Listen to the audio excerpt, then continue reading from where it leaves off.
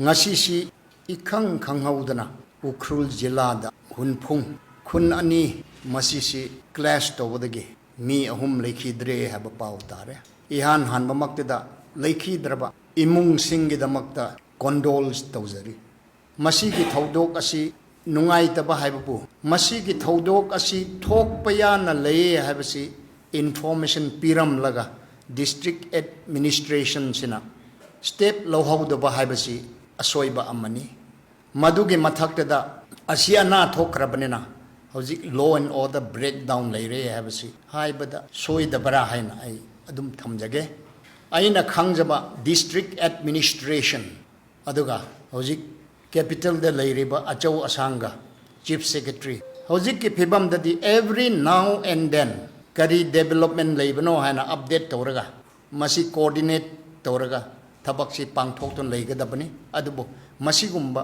leitaba maongda masi thoki maram aduna I am really sorry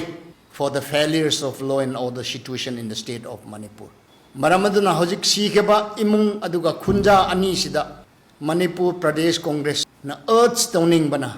thokpadi thokre adubu amuk sangsil lakadaba punsi asida amaga khannabagi wakhallon do kharama lepsi aduga peace ki damakta ekhoi tanja se khara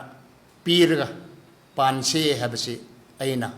khunja anida ipa ipu ima iben nakoida ai masigi press conference ki through digi ai request tawjaninge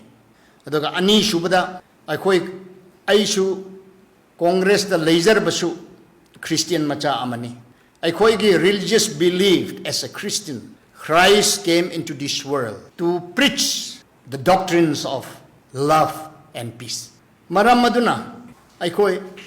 krista thajabami oirabdi aikoi peace ki damakta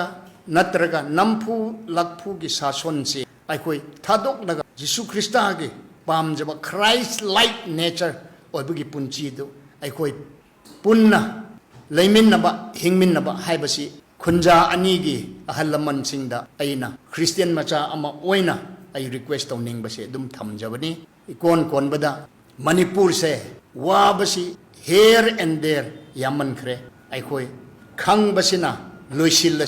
maram aduna khunja ani se ngasina tokpiro aduga masigi wakhanchi thadok piraga aikoi afaba Manipur ohan chi habisi ohai ama ani si thamlaga adum ai bidai lojare thank you